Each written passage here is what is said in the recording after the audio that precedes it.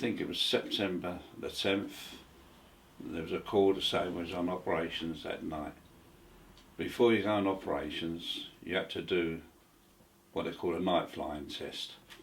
That was, you took the aircraft up and you tested everything that's to be tested in the aircraft. The guns, hydraulics, compass, everything was tested. When you landed, you told the chief mechanic in charge of the plane everything was okay.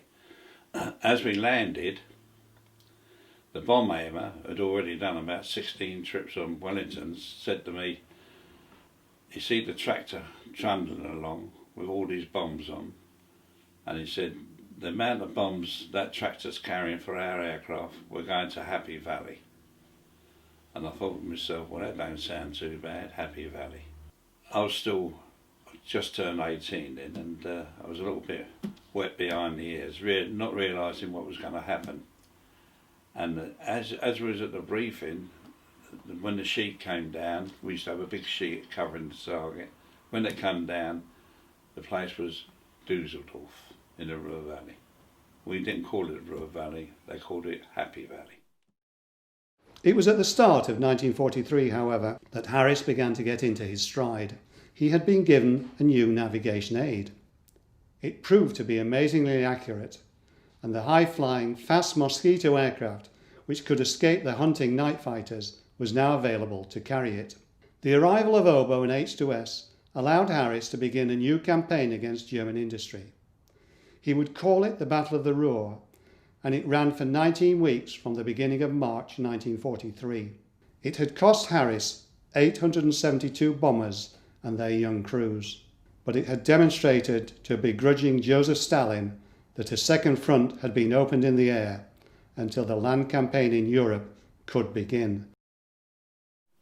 We took off, and I was in a bit upper, and as we crossed the Dutch coast, I see all these beautiful lights underneath us, and the bomb aimer said, "Light flak underneath us, skipper."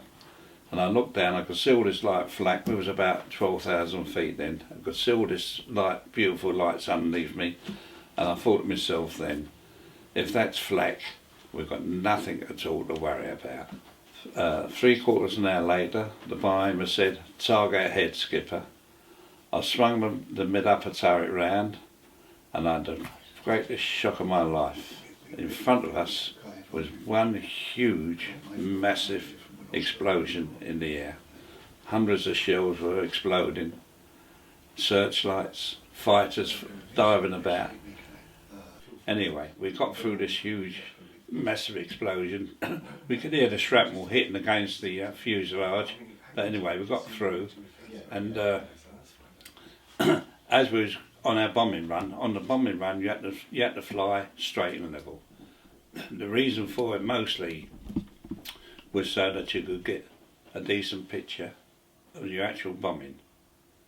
And as we was with our bomb bays open, I just looked up, and there was another bomber right over our head with his bomb bay open, ready to drop his bombs.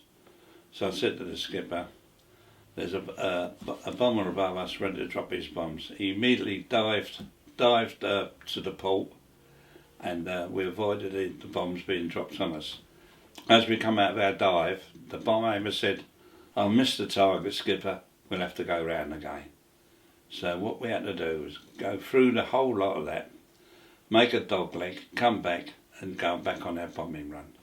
And by that time the searchlights had got a tag on us, and we was hit by the searchlights a couple of times, but we managed to avoid them, because the searchlights, if they really cone you, you've had it. What actually happened, they had what they call a master searchlight, which was entirely a different colour to the ordinary searchlight. It was a bluish colour, and that never missed. When that went on, it immediately hit a bomber. And once it hit a bomber, 8 or 9, or more than that, searchlights are cone you, and then everything would open up on you, and the fighters are diving. You didn't stand much chance. Anyway, we went on our second run, and we dropped our bombs. We turned round, we dived down and headed for the Dutch coast again. And as we was going along wireless operator said, "Skipper, I've lost my oxygen." So we had to immediately dive down below 10,000 feet so we could get to oxygen level. But as we was diving down, we got down to about 8,000 feet, and as we hit the Dutch coast, the light flak opened up on us. I don't know how we avoided it. It come up, hundreds of these little 20mm shells come up at us with all beautiful lights flashing past us. Anyway, we got back. But I will say, as we was leaving the target and coming back home, I did mention the fact to myself that if that's Happy Valley, I hope we don't have to go somewhere that's bloody sad. At the end of July 1943, Bomber Command, now an experienced force that could find cities at night and could cause devastation, was given a new task. Ironically, the planners of Bomber Command, aware that the raid might be one of biblical proportions, gave it a name accordingly. It was codenamed Operation Gomorrah, and its aim was to wipe out the second largest city in Germany, Hamburg. I did 3 trips on Hamburg when we had this awful business of Hamburg, when Hamburg was more or less obliterated. And for the first time we used window. We carried these little strips of metallic paper, which when you got over the target, anywhere near the target, you threw them out, and they were supposed to blot the radar out and put the night fighters and the searchlights and aircraft, everything out of action.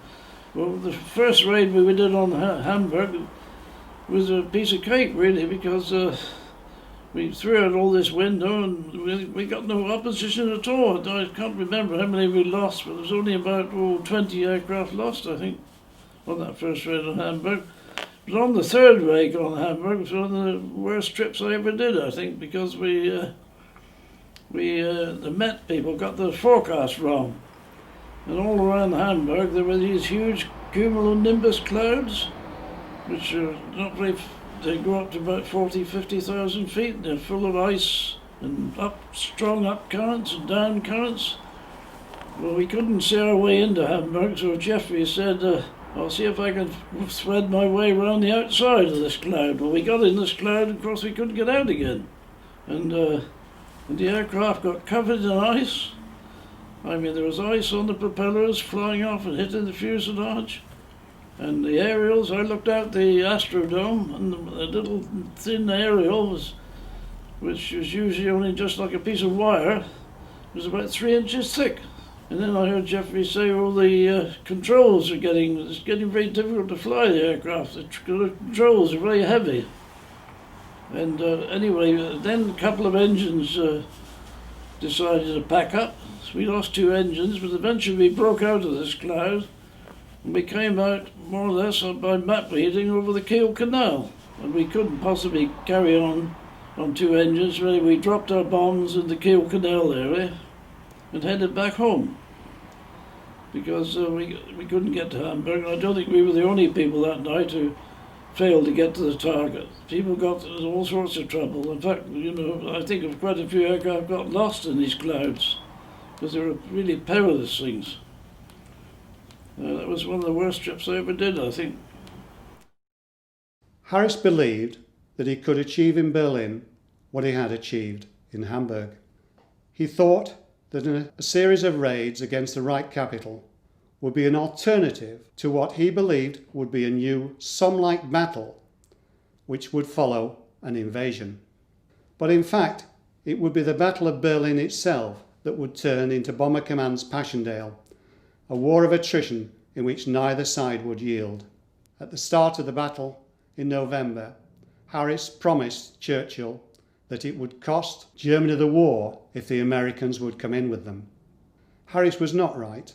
It did not cost Germany the war, but it did cost half of the bombers he had predicted, 500. The lives of 6,185 British and Commonwealth aircrew were lost in the 4 months from November 1943 to the last raid on Berlin on March the 24th, 1944. The worst target, the worst area for fast bomber boys was the Ruhr Valley, and of course Berlin. Berlin, we suffered terrible losses here. I think we lost 900 planes in 13 bombing raids.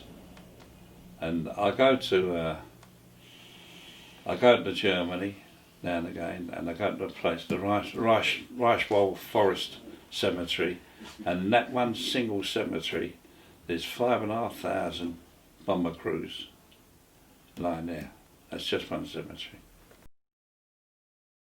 Within 7 days of the last raid on Berlin, Harris would launch another long-distance raid against a well-defended German target. It was Nuremberg. And that night, 106 bombers would fail to return. It was the heaviest loss by any Allied air force in World War II. The fortunes of Bomber Command had reached a low point indeed. Our worst loss was on Nuremberg. We lost 98, I think it was 98 Lancasters and Halifaxes on one night. Can you imagine it? Shot down. One raid. And that was a mistake. They sent us out on a bright moonlight night, straight to the target and straight back. Jerry knew where we was going, they knew when we was coming back. He had all his fighters out and he was shooting them down one after the other. And nobody stood a chance. And that was it.